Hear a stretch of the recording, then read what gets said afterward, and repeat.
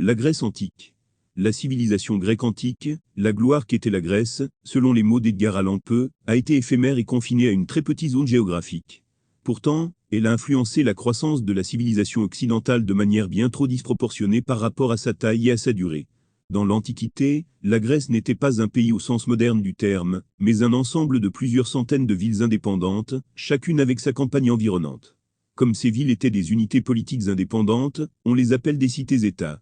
En grec, le mot pour cité-État est poli, et le mot anglais politique en est issu. La Grèce dont Peu a fait l'éloge était principalement la cité-État d'Athènes durant son âge d'or, au 5e siècle avant Jésus-Christ. Le poète anglais John Milton appelait Athènes l'œil de la Grèce, mère des arts et de l'éloquence. Athènes était une cité-État où les arts, la philosophie et la démocratie étaient florissants. Athènes attirait ceux qui voulaient travailler, parler et penser dans un environnement de liberté. Dans l'atmosphère raréfiée d'Athènes, sont nées des idées sur la nature humaine et la société politique, qui sont aujourd'hui fondamentales pour le monde occidental. Athènes n'était cependant pas toute la Grèce. Sparte, Corinthe, Thèbes et Thessalonique n'étaient que quelques-unes des nombreuses autres cités-États qui existaient sur la péninsule rocheuse et montagneuse située à l'extrémité sud des Balkans. Chaque cité-État rivalisait avec les autres pour le pouvoir et la richesse. Ces cités-États ont implanté des colonies grecques en Asie mineure, sur de nombreuses îles de la mer Égée, en Italie du Sud et en Sicile. Île de la mer Égée, en Italie du Sud et en Sicile. Île de la mer Égée, l'histoire de la Grèce antique, commence entre 1900 et 1600 avant Jésus-Christ. À cette époque, les Grecs, ou Hellènes, comme ils s'appelaient eux-mêmes, étaient de simples bergers nomades. Leur langue montre qu'ils étaient une branche des peuples de langue indo-européenne. Ils venaient des prairies situées à l'est de la mer Caspienne, menant devant eux leurs troupeaux. Ils sont entrés dans la péninsule par le nord, un petit groupe après l'autre. Les premiers envahisseurs furent les Achéens aux cheveux clairs dont parle Homère. Les Doriens sont arrivés peut-être 3 ou 4 siècles plus tard et ont subjugué leurs cousins Achéens. D'autres tribus, les Éoliens et les Ioniens, s'établirent principalement sur les îles de la mer Égée et sur la côte de l'Asie mineure. La terre que ces tribus ont envahie, le bassin égéen, était le site d'une civilisation bien développée. Les gens qui y vivaient avaient des villes et des palais. Ils utilisaient l'or et le bronze, et faisaient de la poterie et des peintures. Les envahisseurs grecs en étaient encore au stade de la barbarie. Ils ont pillé et détruit les villes égéennes. Petit à petit, en s'installant, et en se mariant avec les peuples qu'ils ont conquis, ils ont absorbé une partie de la culture égéenne. On sait peu de choses sur les premières étapes de la colonisation grecque. Les envahisseurs se déplaçaient probablement vers le sud depuis leur pâturage, le long du Danube, emmenant leurs familles et leurs biens primitifs, dans de rudes charrettes à bœufs. En chemin, ils faisaient paître leurs troupeaux. Au printemps, ils s'arrêtaient suffisamment longtemps pour planter et récolter une seule culture. Peu à peu, ils se sont installés pour former des communautés, dirigées par des rois et des anciens. Le contexte des deux grandes épopées grecques, l'Iliade et l'Odyssée, est celui de l'âge des rois. Ces épopées décrivent la vie simple et guerrière des premiers Grecs. Les Achéens possédaient d'excellentes armes et chantaient des chansons entraînantes. Cependant, ils achetaient aux marchands phéniciens les objets de luxe qu'ils possédaient, tels que de superbes robes. La Grèce antique, et son héritage pour le monde. La glorieuse culture des Grecs a vu le jour avant l'accession des cités-États à la richesse et au pouvoir, et a survécu longtemps, après que les Grecs eurent perdu leur indépendance. Les hommes de génie, qui ont marqué de leur empreinte l'âge d'or de la Grèce, semblaient vivre une vie à l'écart des politiques et des guerres tumultueuses de leur époque. Ils sont apparus partout, dans des colonies éparpillées, ainsi que dans la péninsule grecque. Lorsque la grande ère créative a atteint son apogée, les artistes et les philosophes grecs ont été recherchés comme enseignants dans d'autres pays, où ils ont diffusé la sagesse de leurs maîtres. Quelles étaient ces idées, que le monde attendait avec tant d'impatience? Tout d'abord, la volonté de se laisser guider par la raison, de suivre la vérité où qu'elle mène. Dans leur sculpture et leur architecture, dans leur littérature et leur philosophie, les Grecs étaient avant tout raisonnables.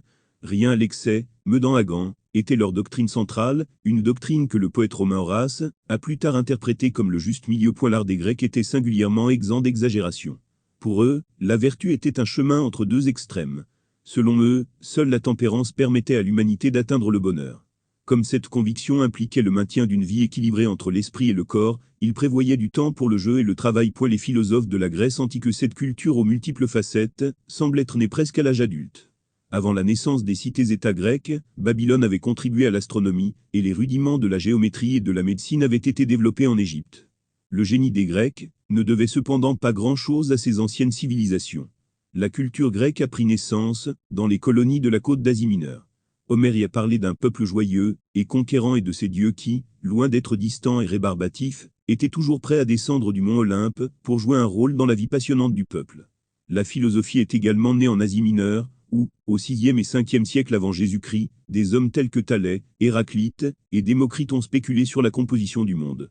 Thalès a également contribué à la science de la géométrie, qui a été perfectionnée par le professeur et mathématicien Pythagore, dans la lointaine colonie de Croton, en Italie du Sud. Au Ve siècle avant Jésus-Christ, avec la montée en puissance d'Athènes, en tant que riche État démocratique, le centre de la culture grecque s'est déplacé vers la péninsule.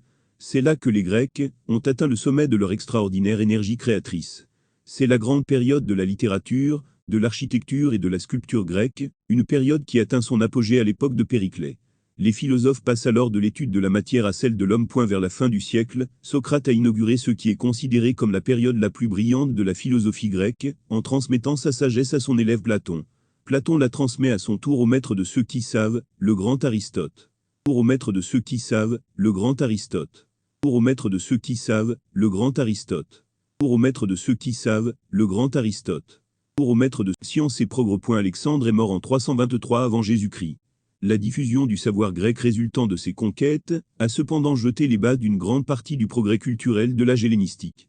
Alexandrie, la ville fondée par Alexandre à l'embouchure du Nil en Égypte, est devenue la capitale intellectuelle du monde et un centre d'érudition grecque.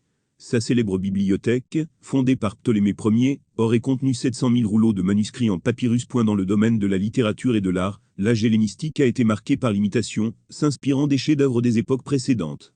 Dans le domaine des sciences, cependant, de nombreux travaux brillants et originaux ont été réalisés. Archimède a donné des bases solides à la mécanique et Euclide a fait de la géométrie une science. Ératosthène a dressé des cartes et calculé la circonférence de la Terre. Aristarque a émis l'hypothèse que la Terre tourne autour du Soleil. Ptolémée, ou Claudius Ptolémée, pensait que tous les corps célestes tournaient autour de la Terre, et son point de vue a prévalu tout au long du Moyen-Âge. La culture grecque, dans le monde moderne, l'âge hellénistique s'est achevé avec l'établissement de l'Empire romain en 31 avenue. Les Romains ont emprunté l'art et la science des Grecs, et se sont inspirés de leur philosophie. Le stoïcisme, le christianisme, qui s'est développé et répandu, a été profondément influencé par la pensée grecque. Pendant toute la période des invasions barbares, le savoir grec a été préservé par les chrétiens à Constantinople, et par les musulmans au Caire, en Égypte. Sa lumière a brillé à nouveau au Moyen-Âge, avec la fondation des grandes universités en Italie, en France et en Angleterre. À la Renaissance, elle a donné un élan à la renaissance de l'art et de la littérature. La science moderne repose sur l'idée grecque de la capacité de l'homme à résoudre les problèmes par des méthodes rationnelles. Dans presque toutes les phases de la vie, la série de livres Les Grandes Théories Expliquées. Bienvenue dans la série de livres Les Grandes Théories Expliquées. Découvrez la philosophie, les idées des anciens philosophes et d'autres théories intéressantes. Ces livres réunissent les biographies et les idées des philosophes les plus célèbres de régions telles que la Grèce et la Chine antique. La philosophie est un sujet complexe, et de nombreuses personnes ont du mal à en comprendre, ne serait-ce que les bases. Ces livres sont conçus pour vous aider à en savoir plus sur la philosophie, ils sont uniques en raison de leur approche simple. Il n'a jamais été aussi facile et amusant d'acquérir une meilleure compréhension de la philosophie qu'avec ces livres.